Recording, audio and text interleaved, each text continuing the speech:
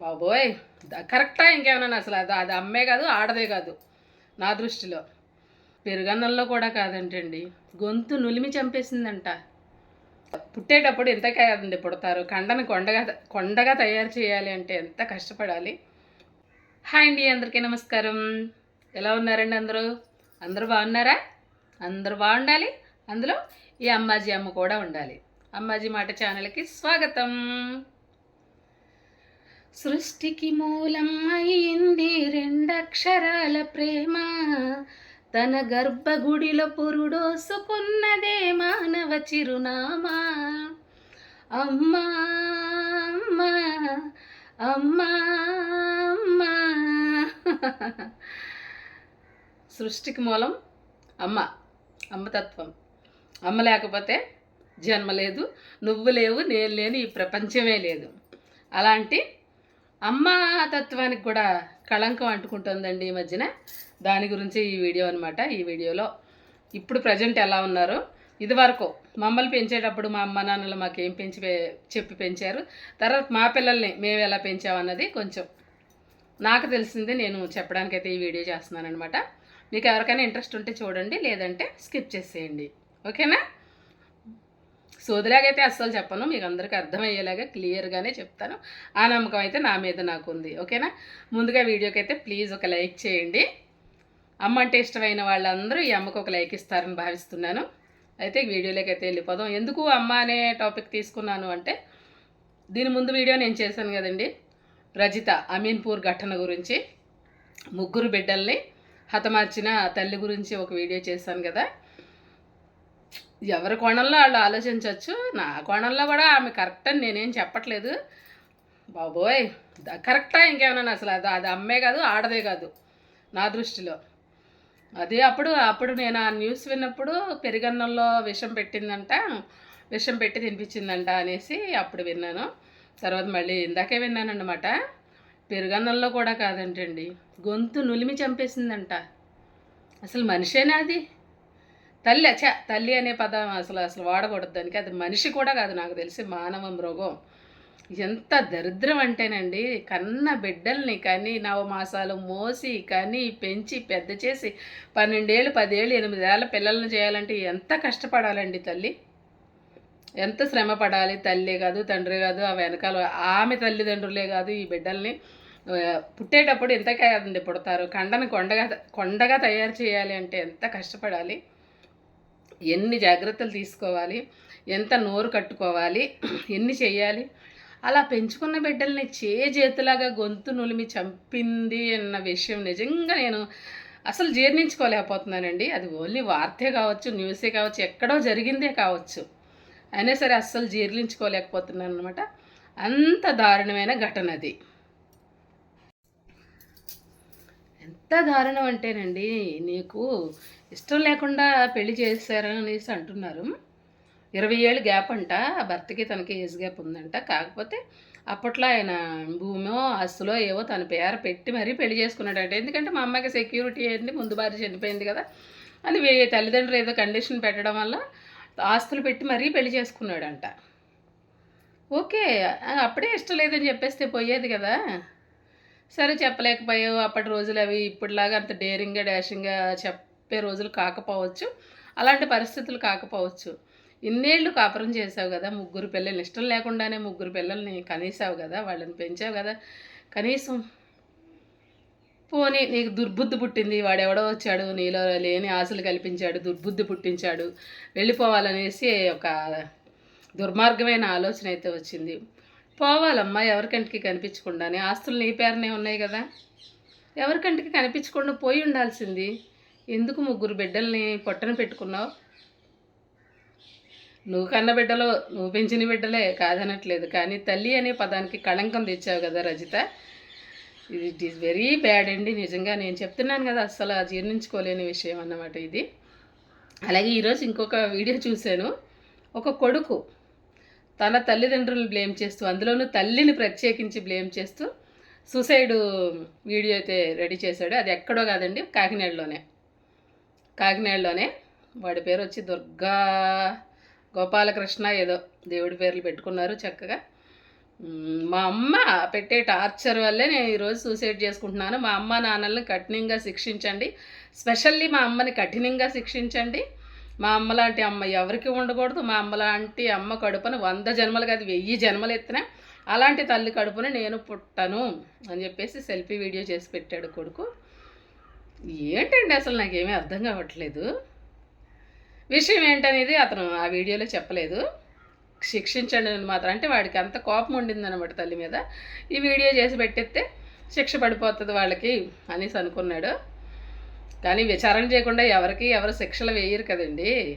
ఈరోజు వార్త వచ్చిన రోజున అలా అంటారు, నెక్స్ట్ అలా కాదంటే రేపు ఇంకోలాగా అంటారు, ఎల్లుండు అలా కాదంటే అది నిజం కాదంటే ఇదంట అంటారు. ఏది విచారణ చేయకుండా అన్ని కోణాల నుంచి పరిశీలించకుండా ఎవరు శిక్షలు అయితే వేసేయరు. తల్లిని అలా బ్లేమ్ చేస్తూ వీడియో పెట్టాడు. అతనికి ఎంత బాధ ఉందో అని కొంతమంది కామెంట్స్ అయితే పెట్టారు. అయ్యి ఉండొచ్చు, అది వాళ్ళిద్దరి మధ్యలో ఉండే అండర్స్టాండింగ్ లోపం అయ్యి ఉండొచ్చు. 40 ఏళ్ళ నుంచి భరిస్తున్నాను ఈ టార్చరు అంటున్నాడు. నాకేమీ అది కరెక్ట్ అనిపించలేదండి. ఏ తల్లిదండ్రులైనా బిడ్డలు బాగుండాలని అంటారు, కాకపోతే చెప్పే విధానం తేడా ఉంటుంది. కొంతమంది దగ్గర కూర్చోబెట్టుకుని మంచిగా చెప్తారు, కొంతమంది కొట్టి తిట్టి అలా చెప్తూ ఉంటారు, కొంతమంది శిక్షలు కూడా వేస్తూ ఉంటారు, రూమ్లో పెట్టి బంధించడం. ఇలా ఎవరి వెర్షన్ వాళ్ళకు ఉంటుంది. ఎవరైనా సరే బిడ్డలు బాగుండాలని చూస్తారు. అది మాత్రం నిజంగా నిజమని కూడా అనలేకపోతున్నాను ఇప్పుడు ఈ రజిత ఇన్సిడెంట్ తర్వాత. ఓకే, అది వదిలేద్దామండి. ఇకపోతే మా రోజుల్లో మమ్మల్ని ఎలా పెంచారు మా అమ్మ వాళ్ళు, మేము మా బిడ్డల్ని ఎలా పెంచాము అంటే, అమ్మ వాళ్ళు ఒకటే చెప్పేవాళ్ళండి. నాకు 10th క్లాసు 93లో అయిపోయింది, అంటే 94లో నాకు మ్యారేజ్ అయిపోయింది. ఇప్పుడు 30 సంవత్సరాలు. అప్పుడు పెళ్ళి అయిపోయిన తర్వాత 1 ఇయర్కి కరెక్ట్గా మొదటి పెళ్లి రోజు నాటికి మా పెద్ద బాబు కడుపులో పడ్డాడు.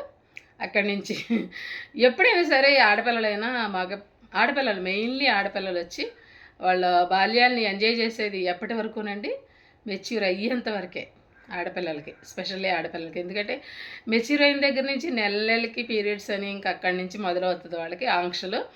అలాగే మనకి ఒక రకమైన సిగ్గు, అది మెన్షన్ పీరియడ్ వల్ల అయ్యే మరకల వల్ల రకరకాలుగా ఆడపిల్లలు ఇంకా అక్కడి నుంచి ఆటలు పాటలు తగ్గించుకోవాల్సి వచ్చేది. అప్పట్లో కథ చెప్తున్నాను నేను. బయటకైతే అసలు వెళ్ళనిచ్చేవారు కాదు మెచ్యూర్ అయితే. 7th క్లాస్ ఎగ్జామ్స్ అప్పుడు నేను మెచ్యూర్ అయితే స్కూల్ మానిపించేస్తానన్నారు మా అమ్మ వాళ్ళు. కాకపోతే నాకు చదువుకోవడం అంటే ఇష్టం అండి, చాలా అంటే చాలా ఇష్టం అనమాట. చాలా బతిమలాడుకున్న తర్వాత అంటే అక్కడ కూడా ఎంత బతిమలాడుకున్నా పంపించేవాళ్ళు కాదేమో. నేను మా పెద్దనాన్న గారి దగ్గర పెరిగానండి. నాకు ఒక అన్నయ్య, లాస్ట్ తమ్ముడు, నా తర్వాత 2 చెల్లెళ్ళు, ట్విన్స్ అనమాట, కవల పిల్లలు. నా తర్వాత కవల పిల్లలు పుట్టేసరికి మా అమ్మ ఆ పిల్లల్ని, అప్పటికి నాకు చాలా ఎక్కువ గారాబం ఉండడం వల్ల చాలా అల్లరి చేసి చాలా పేచీలు పెట్టేదాన్నంట. అందుకని మా అమ్మమ్మ వాళ్ళు కవల పిల్లల్ని చూసుకుంటుందా, దీని పేచీలే భరిస్తుందా అదని చెప్పేసి నన్ను మా పెద్దమ్మ గారి దగ్గర ఉంచేశారట. అయితే పెద్దమ్మ గారికి పిల్లలు లేరనుకోండి, అందుకని నేను మా పెద్దమ్మ గారి దగ్గర పెరిగాను. విపరీతమైన గారాబం అన్నమాట. ఇంకా మరి ఏది కావాలంటే అది తెచ్చిచ్చేవాళ్ళు, అంత గారాబం అనమాట. కాకపోతే ఆస్తిపాస్తులు అయితే ఏమి లేవండి. ఏది కావాలన్నా అంటే వెండి బంగారాలు కాదు, నాకు తినడానికో, నాకు ఒక డ్రెస్ అనో, నాకు బుక్స్ అనో, నాకు ఏది కావాలన్నది లోటు లేకుండా, అసలు ఇది లేదు, ఇది ఉండదేమో, ఇది అడగకూడదేమో, వాళ్ళు ఇబ్బంది పడతారేమో అని కూడా నాకు తెలిసేది కాదనమాట. ఇంట్లో ఏమున్నాయో ఏం లేవు ఇలాంటివి కూడా నాకు తెలిసేవి కాదు. అంత గారాబంగా వాళ్ళు పెంచారన్నమాట. పెంచేసరికి ఈ అల్లరి ఎక్కువ ఉందని చెప్పేసి నన్ను అక్కడ ఉంచేశారు కదా. ఇంకా అమ్మ 15 రోజులకు ఒకసారైనా నన్ను చూడడానికి వచ్చేదండి. వమ్మంగి నుంచి తొండంగి రావాలి అమ్మ, ఇంటి దగ్గర పళ్ళన్నీ చక్క పెట్టుకుని. మా తాతగారు ఉండేవారు, నానమ్మ అయితే నేను కడుపులో ఉన్నప్పుడే చనిపోయారట. తాతయ్య గారికి 10 అయ్యేసరికి భోజనం ఎరం చేయాలి. మా నాన్నగారికి అయితే ఎడ్లు బండి ఉండేవట. ఆయనేమో 2-3 రోజులు బయటకు వెళ్తే వచ్చేవాళ్ళు కదంట. అన్నయ్యని చూసుకోవాలి, నన్ను చూసుకోవాలి, వీళ్ళందరినీ చూసుకోవాలి, నాకు ఇబ్బంది అవుతుంది. నన్ను అక్కడ ఉంచేశారు కదా. అలా ఉండడం వల్ల అయినా సరే తన దగ్గర 4 పిల్లలు ఉన్నారు. అన్నయ్య ఉన్నాడు, తమ్ముడు ఉన్నాడు, 2 చెల్లి. 4 పిల్లలు ఉన్నా కానీ 4 10 మంది ఉన్నా సరే ఒక్క బిడ్డ కనిపించకపోతే ఆ బిడ్డ మీదే ఉంటుంది తల్లి దృష్టి. తల్లి అనే దాని గురించి చెప్తున్నాను నేను. 15 రోజులకు ఒకసారి ఇంటి దగ్గర అన్నీ చక్క పెట్టుకుని బస్సు ఎక్కి, అప్పట్లో ఆటోలు కూడా ఉండేవి కాదు, బస్సు ఎక్కి వచ్చి మళ్ళీ అన్నవరం నుంచి జట్కా బళ్ళు ఉండేవండి మాకు, గుర్రం బండి ఎక్కి వచ్చేసరికి మధ్యాహ్నం 1 గంట 1 గంటన్నర ఆ టైం అయ్యేది అమ్మకి. వచ్చి నాకు కావాల్సినవన్నీ నాకు ఇష్టమైనవి అన్నీ కూడా అప్పుడు కాగితం పొట్లాలు చుట్టించేవారు, మిఠాయి పొట్లం అనేవారు కదా, ఆ పొట్లాలు నాకు ఇష్టమైన రకరకాల 4-5 రకాల మిక్సర్లు స్వీట్లు ఇవన్నీ కట్టించుకుని తెచ్చి నన్ను చూసుకుని మళ్ళీ 3:30కో 4 గంటలకో మళ్ళీ బయలుదేరి వెళ్ళిపోతే ఆవిడ ఇంటికి వెళ్ళేసరికి 7-7:30 అయిపోయేదండి. మళ్ళీ ఇంటికి వెళ్ళి గబగబా వంట చేసుకొని పిల్లలకి పెట్టుకుని తాతగారిని చూసుకొని ఇలా అన్ని కష్టాలు పడి అప్పట్లో మా అమ్మ మమ్మల్ని పెంచిందనమాట. అయినా సరే ఏనాడు ప్రేమకు లోటు లేదు, ఏనాడు కోప్పడింది లేదు, కొట్టింది లేదు. నన్ను చిన్నప్పుడు కొట్టింది అంటే నేను ఎరగనండి. ఇంకా పెద్దమ్మ పెద్దనాన్న అయితే ఇంక సరే వాళ్ళు ఇంకా అసలు ఒక మాట కూడా అనేవాళ్ళు కాదు. అంత గారాబంగా పెంచారనమాట అప్పట్లో. ఆ తర్వాత నా పిల్లలు పుట్టేసరికి అంటే అమ్మ వాళ్ళు ఏం చెప్పి పెంచారు అన్న దాని గురించి ఇదంతా చెప్పాల్సి వస్తుంది. మీకు బోర్ అనిపిస్తే స్కిప్ చేసేయండి. నా వరకు వచ్చేసరికి నాకు 10th అయిపోయిన వెంటనే మ్యారేజ్ చేసేసారు. 1 ఇయర్కి జగదీష్ కడుపులో పడ్డాడు మా పెద్ద బాబు. కడుపులో పడ్డ దగ్గర నుంచి 3 వారాల దగ్గర నుంచి చాలా అంటే చాలా ఉంటాయి కదండి ఆడవాళ్ళకి. వామిటింగ్స్ అని, వికారం అని, అతి నిద్ర అని ఇలా రకరకాల ప్రాబ్లమ్స్ ఉండేవి. ఏమీ తినబుద్ధి అయ్యేది కాదు. గారాబం కొద్దీ చాలా రకాలే ఏం కావాలమ్మా అని వాళ్ళు తెచ్చిపెట్టేవాళ్ళు, కానీ తినలేకపోయేదాన్ని, తినబుద్ధి అయ్యేది కాదు. మొత్తానికి తర్వాత 5th మంత్ వచ్చినప్పుడు ఒకసారి హాస్పిటలైజ్ అయ్యాను. మలేరియా జ్వరం వచ్చేసింది వాడి కడుపులో ఉన్నప్పుడు. ఒక వారం రోజులు హాస్పిటల్లో ఉన్నాము. మళ్ళీ 8th మంత్ అప్పుడు కూడా మళ్ళీ సిక్ అయ్యాను. అప్పుడు కూడా హాస్పిటల్లో ఉండాల్సి వచ్చింది. మొత్తం అది ఎన్ని తిప్పలు పడతామండి బిడ్డ కడుపును పెట్టదని. ఇప్పుడైతే మరీ దారుణం అనుకోండి, బెడ్ రెస్ట్ ఇంకా మంచం దగ్గర ఇవ్వట్లేదు. అప్పుడు అంత కాదు, కొంచెం అటు ఇటు తిరిగితేనే సుఖప్రసవం అవుతుందమ్మా, తేలికపాటి పనులు చేసుకోవచ్చు అనేవాళ్ళు. అయితే నాకు పెద్దమ్మ గారు చేయనిచ్చేవాడు కదా, ఆవిడకి గారాబం ఎక్కువ అవ్వడం వల్ల, ఆవిడకి పిల్లలు లేనందువల్ల నన్ను చాలా అంటే చాలా జాగ్రత్తగా చూసుకునేవాళ్ళు అనమాట. అయితే జగదీష్ పుట్టిన దగ్గర నుంచి రోజు హాస్పిటల్కి తీసుకెళ్లాల్సి వచ్చేదండి. ప్రాబ్లం ఏంటో తెలిసేది కాదు. ఏడుస్తూనే ఉండేవాడు. ఏడుస్తూ ఇలా ఎర్రగా అయిపోయేవాడు అన్నమాట ఏడ్చేటప్పుడు. చాలా హాస్పిటల్లో దగ్గరలో ఉన్న చాలా హాస్పిటల్ని తిప్పిన తర్వాత ఆఖరికి కాకినాడ తీసుకెళ్ళడం జరిగింది. అంటే అప్పట్లో గాలని ధూళని ఇలా పల్లెటూరు కదండి మాది, గాలని ధూళని ఎంతసేపు తాయెత్తులు కట్టించడం, లేదంటే ఏదో దుర్గమ్మ తల్లి పత్తి చెప్పి దగ్గర తీసుకెళ్ళడం, ఆఖరికి చర్చికి కూడా తీసుకెళ్ళిపోయారండి మా బాబుని పెద్దవాళ్ళు. నాకేమో తెలిసేది కాదు అసలు ఏం చేయాలి ఏంటని, వాళ్ళు ఏం చెప్తే అదే తెలిసేది కాదనమాట. వాడు ఏడుస్తుంటే నేను ఏడ్చేసేదాన్ని, బాబోయ్ ఇలా ఏడ్చేస్తున్నాడు పిల్లాడు ఊరుకోవట్లేదని చెప్పేసి. అంతే తప్ప నాకు పెద్దగా ఏం తెలిసేది కాదు. అమ్మ అయితే అస్సలు ఇప్పుడు బాబుని ఇలా పక్కన పడుకోబెట్టుకున్నామంటే బాబు వైపే తిరిగి పడుకోవాలి, కానీ వెనక్కి కూడా తిరిగి పడుకోకూడదు అనేవాళ్ళు చెప్పేవాళ్ళండి మా అమ్మ వాళ్ళు. వెనక్కి తిరిగి పడుకోకూడదు, గాలి సోకేద్దే అని చెప్పేవాళ్ళు. అంత జాగ్రత్తగా ఒక పక్కకే పడుకుని అవన్నీ నొప్పి పడుతున్నా సరే ఆ బెడ్ మీద అలా చెయ్యేసుకుని అలాగా పడుకుని అంత జాగ్రత్తగా పెంచుకుని తర్వాత కొద్ది రోజులకి వాళ్ళు మా వదిన మా అమ్మ తీసుకెళ్లేవాళ్ళు వాడిని హాస్పిటల్కి. తర్వాత మీరు కరెక్ట్గా చెప్పట్లేదేమో వాడి ప్రాబ్లము, వాడికి బ్రీతింగ్ ప్రాబ్లం కూడా వచ్చేసింది, చెప్పట్లేదేమో అని చెప్పేసి నేను తీసుకెళ్ళిపోతానని నేనే తీసుకెళ్ళిపోయేదని. బాబుని ఇలా పట్టుకుని హాస్పిటల్ తీసుకెళ్తా ఉంటే బయట చూసిన వాళ్ళందరూ ఆశ్చర్యపోయేవారు. ఎందుకంటే అప్పటిదాకా బాగా అంటే బాగా ఏదో నాకు నచ్చింది తినడం, నాకు నచ్చిన బట్టలు వేసుకోవడం, నాకు నచ్చినట్టు తిరగడం తప్ప, తిరగడం అంటే బయట కాదనుకోండి, అయితే సరే ఎక్కువ గారాభంగా ఉన్న దాని మీద బిడ్డను ఎలా పెంచుకుంటుందా ఇది అన్నట్టు మా వీధిలో అనుకునేవాళ్ళట అందరూ. నేను ఇలా ఇంత జాగ్రత్తగా బాబుని ఎత్తుకుని హాస్పిటల్ తీసుకెళ్ళిపోవడం, తీసుకొచ్చుకోవడం, ఆ మందులు టైం టు టైం మందులు పట్టుకోవడం, జాగ్రత్తగా చూసుకోవడం చూసి వాడికి చక్కగా స్నానం చేయించి మంచి డ్రెస్ చేశాను అనుకోండి, అన్నయ్య వాళ్ళు పొలం నుంచి వస్తే ఇగో మా అబ్బాయి కొత్త బట్టలు వేసుకున్నాడు చూడండి అని చెప్పి మురిసిపోయేదాన్ని అనమాట. అప్పుడు అన్నయ్య అనేవాడు దిష్టి తగులుతుందని చెప్పేసి, అమ్మ మీ అబ్బాయి కొత్త బట్టలు వేసుకోకపోయినా పర్లేదమ్మా ఏడవకుండా ఉంటే చాలు. వాళ్ళు నాకు తెలిసేది కదా దిష్టి తగులుతుందని. మా అబ్బాయి కొత్త బట్టలు వేసుకున్నాడు, రకరకాల బొట్లు పెట్టేదాన్ని అండి వాడికి. నిద్రపోయిన తర్వాత రకరకాలుగా బొట్లు పెట్టేదాన్ని అనమాట. సూర్యుడు, నెలవంక, పెళ్లి బొట్టులాగా ఇలా రకరకాలుగా మోడర్న్గా బొట్లు పెట్టుకుని మురిసిపోయేదాన్ని అనమాట. అంత పిచ్చిగా. అలాగే ఈరోజు హాస్పిటల్కి వెళ్ళడం కదండి, ఏది తిన్నా పడట్లేదు, తినకూడదేమో అని చెప్పేసి అప్పటిదాకా నచ్చింది తిని ఉన్నదాన్నేమో మా అమ్మ అనుకునేదంటే, బాబాయ్ ఇది పొరటాలు పచ్చిని చేయమంటే చాలా ఇబ్బందులు పెట్టేస్తుంది మమ్మల్ని, చాలా కష్టం దీంతో అనుకునేవారంట. అమ్మ ఏది పెడితే అదే తినేదానండి. తర్వాత 6 months వరకు మీరు చెప్తే నమ్మరు, చారు ఈవినింగ్ 5 అయ్యేసరికి భోజనం పెట్టేసేవాళ్ళు, నేను నిద్రపోయేటప్పటికి అరిగిపోవాలని చెప్పేసి. ఈవినింగ్ డైలీ చారుతోనే తినేదాన్ని అండి, ఎందుకంటే వాడికి పడదు. ఏంటి ఎవరైనా ఇలాగే చేస్తారా, నేనే ఇలా చేస్తానని మళ్ళీ ఎవరినైనా పెద్దవాళ్ళు వచ్చినప్పుడు అడిగితే వాళ్ళు ఏమన్నారు తెలుసా? ఆధారం ఉండాలంటారు. ఈ మాట నోటితో అనడానికి చిరాగ్గా ఉంటుంది. అలా తిని ఆధారం ఉండాలని ఏదో ఒక సామెత చెప్పేవాళ్ళండి. అలా తిని పెంచాలి పిల్లల్ని పెంచడం అంటే ఏటనుకుంటున్నావు అని చెప్పేసి. వాళ్ళు చెప్పేది ఏముందండి, బాబుకు పడదు అంటే అసలు నేను దగ్గరికి రానిచ్చేదాన్ని, అది ఏది కూడా రానిచ్చేదాన్ని కాదు.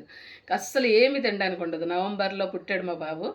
మనకి జనవరి 14 మనకి సంక్రాంతి వస్తుంది కదా, పండగ కదా అని చెప్పేసి అప్పుడు కూడా పర్వాలేదమ్మా ఒక బూరు తినన్నా అయినా సరే నాకు వద్దు, మా బాబుకు పడదు, నేను తిన్ను అని చెప్పేదాన్ని. అప్పుడు మా పిన్ని గారు ఉండేవారు అవతలేదున, ఇప్పుడు ఉన్నారులేండి పిన్ని నా కోసం ఏమి తినట్లేదు పిల్లాడి గురించి భయపడిపోతుంది అని చెప్పేసి రవ్వ కేసరి, అదే మన బొంబాయి రవ్వతోటి పంచదార నెయ్యి వేసి ప్రసాదం చేసి బాక్స్లో పెట్టి తీసుకొచ్చి పెట్టిందండి. నాకు బాగా గుర్తు అనమాట. అంటే అప్పట్లో బాంధవ్యాలు అలా ఉండేవన్నమాట. పిల్ల ఏమీ తినట్లేదు, దానికి బాబుకి ఏం పడట్లేదని తినట్లేదు, భయపడుతుంది అని చెప్పేసి అది తీసుకొచ్చి పెట్టింది మా పిన్ని పండక్కి. నాకు బాగా గుర్తు అనమాట. అలా పెంచుకుని వచ్చామన్న, ఇంత పుట్టిన పిల్లల్ని ఇంత చేసామంటే చాలా కష్టపడాలి కదా, అంతలా పెంచుకుని వచ్చాం. ఆ విషయాన్ని నేను ప్రతి విషయంలోనూ మా పిల్లలకి చెప్తూనే ఉంటానండి. ఎందుకు చెప్తాను, అది గొప్ప విషయమా, ప్రతి తల్లి పెంచుద్ది అని మీరు అనుకోవచ్చు, కానీ చెప్పాలండి. చెప్పకపోతే వాళ్ళకి ఎలా తెలుస్తుంది చెప్పండి? వాళ్ళకి ఏముంది, తెలుసో తెలియక ఏదో ఒక మాట అనేస్తూ ఉంటారు వాళ్ళకి కోపం వచ్చినప్పుడు. ఎప్పుడు కూడా నన్ను ఎప్పుడైనా మా పిల్లలు ఒక్క మాట అన్నారంటే ఒక్కటే మాట చెప్తా, ఒరే ఇయ్యాల ముక్కులో ఎంటుకలు కొప్పులోకి అందుకే ఎవడనే చెప్తాడ్రా, ఇంత పుట్టి ఏడుపుంచుకుని తిన్నావా, 6 నెలలు చారన్నం తిన్నానరా నిన్ను పెంచడానికి, నిన్ను బతికించుకోవడానికి, ఎన్ని నిద్రలేని రాత్రులు గడుపుంటానరా, ఎన్ని ముక్కు తొడవడానికి, నీ ముడ్డు కడగడానికి, అంత చేస్తే ఇంత అయ్యారు, ఇప్పుడు ఎన్ని కబుర్లేనే చెప్తారు అని చెప్పేసి గుర్తు చేస్తూ ఉంటాను. అప్పుడు వాళ్ళు నిజంగా అవునమ్మా అలా జరిగిందా ఇలా జరిగిందా అని చెప్పేసి రియలైజ్ అవుతారనమాట. ఎప్పుడు కూడా పిల్లలు అన్నారు, వాళ్ళు చిన్నపిల్లలు, వాళ్ళకి తెలియకే కదా అన్నారని వదిలేయకూడదండి. ఇలాంటి విషయాలు కూడా అప్పుడప్పుడు చెప్తూ ఉండాలి. కష్టాన్ని కూడా చెప్పాలండి. కష్టం తెలియకుండా పెంచాలి అనుకోవడం వేరు, మనం పడ్డ కష్టాలు చెప్పాలి. చెప్తేనే కానీ వాళ్ళకి అర్థం కాదు తల్లిదండ్రులు వాల్యూస్ అనేది. ఇప్పట్లో నిజంగా అదే మిస్ అవుతుందని నాకు అర్థమవుతుంది. వాల్యూస్ అనేవి అస్సలు ఉండట్లేదు. నోటికేది ఇస్తే అది నేడు, ఏం చేయాలనిపిస్తే అది చేసాడు. ఒకటి ఉంది కదా స్లోగనం, నీకు నచ్చిందే చెయ్యి, నీకేమనిపిస్తే అదే చెయ్యి, నిన్ను వాళ్ళు పెంచుతున్నారా వీళ్ళ పెంచుతున్నారా అని. ఇది ఒకటి బాగా తీసుకుంటున్నారు. నచ్చిందే చెయ్యి అన్నది ఏంటంటే కెరియర్ గురించి, నువ్వు ఒక స్థాయిలో నిలబడడం గురించి, నీ కెరియర్ గురించి, నీ జాబా బిజినెస్సా ఏదన్నది నీకు నచ్చింది నువ్వు కష్టపడి, ఎందుకంటే నచ్చిన దాన్ని ఇష్టపడి చేస్తాడు ఎవడైనా. ఇష్టపడిన దాన్నే కష్టమైనా సరే ఇష్టపడి చేస్తాడు. అంచేత నీకు నచ్చిందే చెయ్యి అన్నది కెరియర్ గురించి, అంతే తప్ప నీ ఇష్టం వచ్చినట్టు తిరగమని, నీ ఇష్టం వచ్చినట్టు బట్టలు వేసుకోమని, నీ ఇష్టం వచ్చినట్టు ఎదుటి వాళ్ళని మాట్లాడమని దాని అర్థం కాదు. నచ్చిందే చెయ్యి అంటే దాని అర్థం నీ కెరియర్ గురించి, నీ మనసుకి ఏమనిపిస్తే అది చెయ్యి, నీకు ఏది ఇష్టమైతే అది చెయ్యి, ఎందుకంటే ఇష్టమైన పనిని ఎవ్వడు కష్టం అనుకోడు అని చెప్తారు. దాని అర్థం అది. అర్థమైంది అనుకుంటున్నాను మీకు. ఇంకా కొన్ని విషయాలు మళ్ళీ ఇంకో వీడియోలో చెప్పుకుందామండి. ఇప్పటికి లెంత్ ఎక్కువైపోయినట్టుంది. ఈ వీడియో ఇక్కడితో క్లోజ్ చేసేస్తాను. అన్ని కష్టాలు పడి పెంచాలండి పిల్లల్ని, లేదంటే ఇంత పుట్టిన బిడ్డ ఇంత వాడు అవ్వాలంటే కష్టం కదా. అన్ని కష్టాలు పడి పెంచామన్న విషయాన్ని కూడా మనం మధ్యలో అప్పుడప్పుడు పిల్లలకి చెప్తూ ఉండాలి, లేదంటే వాళ్ళకి అర్థం కాదు. ప్రతి విషయాన్ని చెప్తూ ఉండాలండి పిల్లలకి, మంచి చెడ్డ అనేది దగ్గర కూర్చోబెట్టుకుని వీలు చిక్కినప్పుడల్లా చెప్తూ ఉండాలి. వాళ్ళు ఏదో చదువుకుంటున్నారు, వాళ్ళకేదో మేము ఫీజులు కట్టేస్తున్నాము అనుకుంటే ఇదిగోండి ఇలాంటి దారుణాలు జరుగుతూ ఉంటాయన్నమాట. ప్రతి పిల్లల కదలికల్ని ఎప్పటికప్పుడు గమనిస్తూ ఉండాలి తల్లిదండ్రులు. ఈరోజుకి ఇదేనండి వీడియో. రేపు మరో మంచి వీడియోతో తప్పకుండా కలుస్తాను. బాయ్ అండి.